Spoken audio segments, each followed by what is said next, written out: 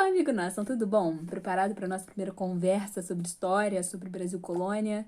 Eu vou começar direto tratando a respeito de algumas questões e aí no decorrer delas eu vou fazendo alguns apontamentos, beleza? Vamos lá? Bom, a primeira questão é uma questão que eu achei muito interessante, eu peguei inclusive de um Enem, não sei ao certo de qual ano. Essa questão fala sobre a Carta de Pero Vaz de Caminha, que normalmente é uma carta muito trabalhada, porque é o primeiro relato, né, de contato dos colonizadores com o Brasil achado, não descoberto, porque já tinham pestanhas lá antes. Então, primeiro contato desse lugar achado, né? E aí a questão começa com um excerto dessa carta. E o excerto vai dizer assim, palavras de Pero Vaz de Caminha.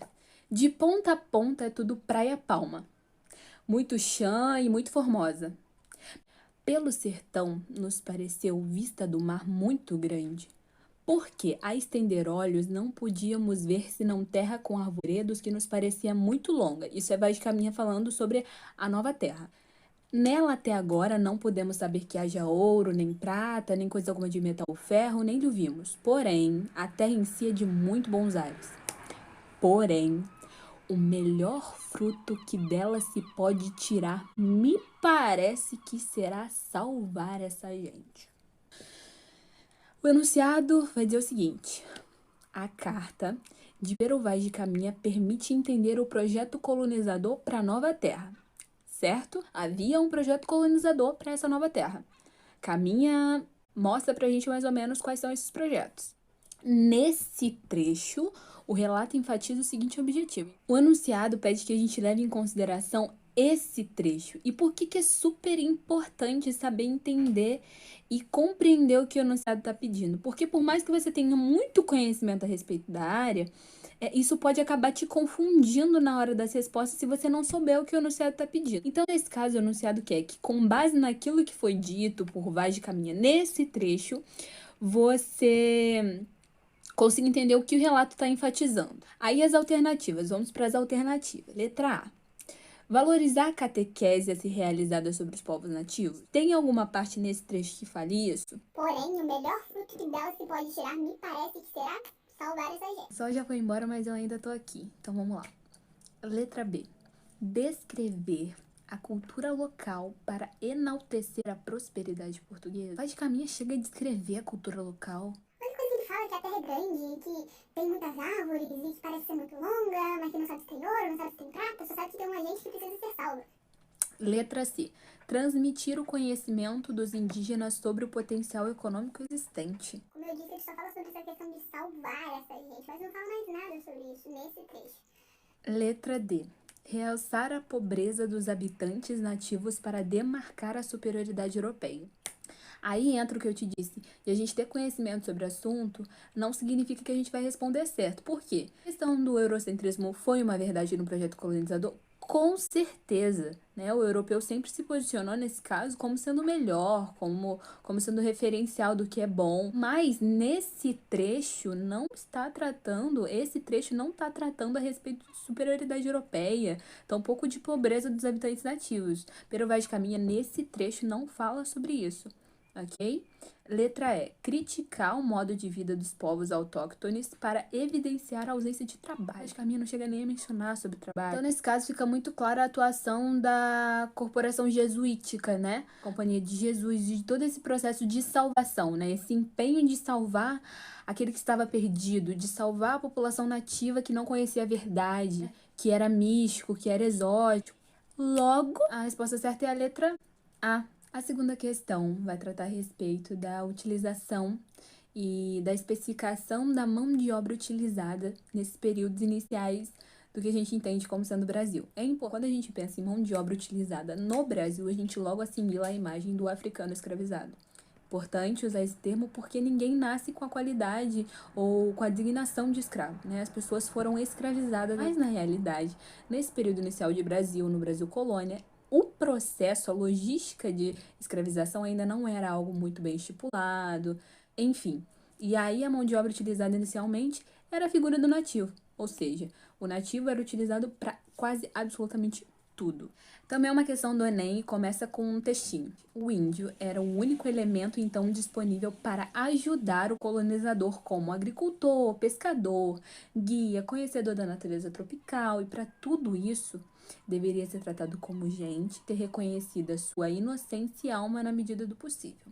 A discussão religiosa e jurídica em torno dos limites da liberdade dos índios se confundiu com uma disputa entre jesuítas, que queriam salvar, catequizar, e colonos, que eram aqueles que queriam explorar e tirar tudo que fosse possível. Os padres se apresentavam como defensores da liberdade, enfrentando a cobiça desenfreada do enunciado. Entre os séculos XVI e XVIII, os jesuítas buscaram a conversão dos indígenas ao catolicismo. Essa aproximação dos jesuítas em relação ao mundo indígena foi mediada pela... O que propiciou essa aproximação? Letra A, demarcação do território indígena. Do interesse dos jesuítas, toda essa questão não era um interesse, de repente, mais ligado à figura do colonizador. Letra B, manutenção da organização familiar. Letra C, valorização dos líderes religiosos indígenas. Letra D, preservação do costume das moradas coletivas. O que interessaria os jesuítas a questão das moradas coletivas, não é? Se o objetivo deles era completamente versado para a salvação e conversão dessa população. Show? E letra E, comunicação pela língua geral baseada no tupi. E aí? O que você me diz? O que é a tal da língua geral? A corporação jesuítica, em sua grande maioria, era formada por um corpo intelectual. Então, assim, eles chegaram aqui e pouco a pouco conseguiram compreender o que os nativos queriam dizer através do tupi, as expressões verbais, até mesmo não verbais. E através disso, né, tendo como ponto de partida o próprio tupi, os jesuítas desenvolveram essa língua geral, que seria a língua agora usada na colônia. Diz o seguinte... A letra E, né? A alternativa. Comunicação pela língua geral baseada no tupi? Sim, foi através dela que os jesuítas conseguiram estabelecer esse contato. Foi a mediação entre os jesuítas e a população nativa. Foi essa comunicação pela língua geral que era baseada no tupi.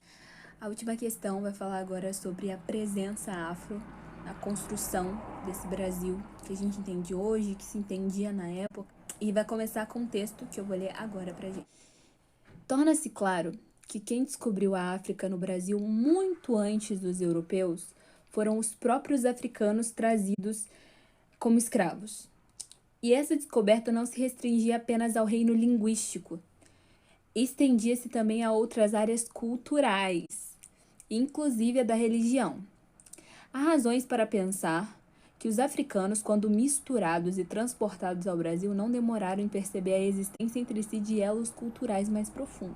De atuação afro não ter se retido unicamente a questão linguística, mas a questão da religião também, então tem essa presença marcante no âmbito cultural. O enunciado vai dizer o seguinte: com base no texto, ao favorecer o contato de indivíduos de diferentes partes da África, a experiência da escravidão no Brasil tornou possível a... Está querendo dizer? Tem uma parte no texto que diz o seguinte: há razões para pensar que os africanos, quando misturados e transportados ao Brasil, tananana. Ele está querendo dizer que nesse processo de transporte, né, digamos assim, desses africanos escravizados ao Brasil, o que acontecia é que havia uma mistura muito grande entre os próprios africanos. E a gente tende a generalizar e pensar porque é africano, compactua dos mesmos pareceres culturais, se manifestam da mesma maneira, concordam com as mesmas coisas, e na realidade não. Só que, apesar de todas essas diferenças, chega um dado momento que essas pessoas começam minimamente, algumas coisas bem específicas, se identificarem. Beleza, dito isso, a gente vai ler de novo o enunciado e vai partir para as alternativas. Com base no texto, ao favorecer o contato de indivíduos de diferentes partes da África, a experiência da escravidão no Brasil tornou possível a... Letra A, formação de uma identidade cultural afro-brasileira. Se for parar para pensar, eram africanos de diferentes partes da África, com diferentes costumes, mas unidos por uma causa em comum, por uma questão, né, por um fator em comum que era o Brasil. e tinha algumas outras identificações. Então, é uma possibilidade ser essa a resposta certa. Letra B. Superação de aspectos culturais africanos por antigas tradições europeias. Apesar de fortemente reprimidas, as manifestações africanas não foram extintas e, na realidade, foram práticas de muita resistência. Então, essa questão tá certa, não. Letra C. Produção de conflitos entre grupos étnicos africanos. Uma tática muito utilizada, inclusive, entre alguns grupos, enfim, entre pessoas que dentro do próprio contexto africano, no cenário de escravização, utilizavam dessa tática, né, de conflito entre etnias para obter a mão de obra para ser vendida. Mas isso não é não, porque o texto não fala sobre isso, a questão, o enunciado não pede isso na realidade. Letra D. Manutenção das características culturais específicas de cada etnia. Não. É o que eu disse. Eram pessoas de etnias completamente diferentes, mas que acabam por se reconhecer por uma questão em comum, por questões culturais em comum, enfim. Resistência à incorporação de elementos culturais indígenas. Na realidade, o texto está tratando especificamente sobre os elementos, as manifestações culturais de cunho afro. Então, não tem nada a ver com a questão indígena. Essa questão. Show? E acaba que eu esqueci de mostrar qual era a alternativa certa, mas esse caso é a letra A. Muito obrigada por ter assistido. Um beijo e até a próxima.